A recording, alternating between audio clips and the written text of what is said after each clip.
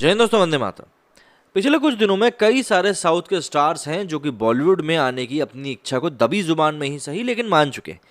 Liger का सभी को इंतजार था। विजय देवरकोंडा जो कि साउथ में काफी बड़ा नाम बन चुके हैं, वो लाइगर से बॉलीवुड में डेब्यू करने जा रहे थे। लोगों का कहना था कि ये बॉलीवुड की मूवी है। हालांकि जिस प्रकार का कलेक्शन सामने आया है उससे एक चीज़ तो क्लियर हुई है कि भैया ये मूवी भले ही बॉलीवुड वालों ने बनाई थी, लेकिन ये मूवी थी साउथ की।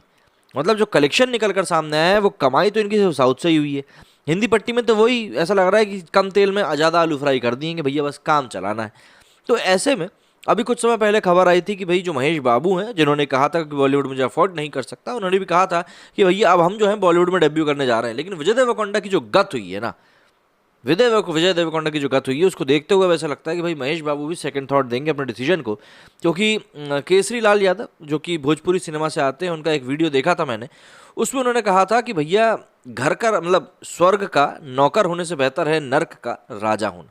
तो इसलिए ठीक तरीके से इसी तरीके से अगर हम बात करें तो भैया अगर आप अपने एरिया में रीजनल सिनेमा में बिल्कुल एकदम मास एंटरटेनर हो और बॉलीवुड में जाकर आपकी विजय देवरकोंडा जैसी हालत हो जाती है कि रिलीज़ के पहले तो आप बिल्कुल चौड़ में घूम रहे थे और रिलीज़ के बाद में आप दिखाई भी नहीं दे रहे, तो मुझे ऐसा लगता है कि शायद कहीं ना कहीं अब थोड़ी बहुत चीज़ें रिकन्सिडर करनी पड़ेंगी। रामा कृष्णन जो कि बाहुबली में बाहुबली की मम्मी बनी थी, और विजय देवरकोंडा में भी वो बाहुबली की मम्मी की तरह ही गुस्सा करती हुई दिखाई दे रही है। पता नहीं इनका गुस्सा क्यों नहीं ठंडा हो रहा, शायद इनको बहुत गुस्सा आता है।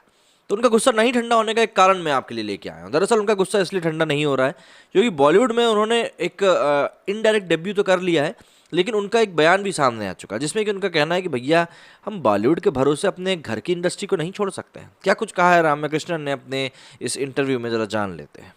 रामकृष्णन साउथ फिल्म इंडस्ट्री का बहुत बड़ा नाम है। हालांकि उन्होंने बॉलीवुड में भी कई फिल्में करी हैं। हाल ही में रामकृष्णन विजय देवरकोंडा और अनन्या पांडे स्टार लाइगर फिल्म में दिखाई दी थी। इस फिल्म में उन्होंने विजय देवरकोंडा की मां की भूमिका निभाई थी।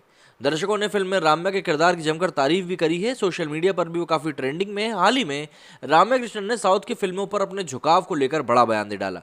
दरअसल रामकृष्णन ने कहा कि उन्होंने बॉलीवुड के लिए तेलुगु फिल्में छोड़ने की हिम्मत कभी नहीं करी। राम्या ने कहा कि बॉलीवुड की फिल्में उनको छोटे से करियर ने उनको एक कलाकार के तौर पर उनकी पसंद को पहचानने के लिए प्रेरित किया, साथ ही उन्हें साउथ सिनेमा की ओर अपना ध्यान आकर्षित करने के लिए भी प्रेरित किया। आपको बता दें कि रामकृष्णन ने साल 1983 में तमिल फिल्म वेल्लई मनसू से अपने फिल्मी सफ़र की शुरुआत करी थी। तमिल के अलावा उन्होंने तेलुगु, कन्नड़ और मलयालम की फिल्मों में भी काम किया है।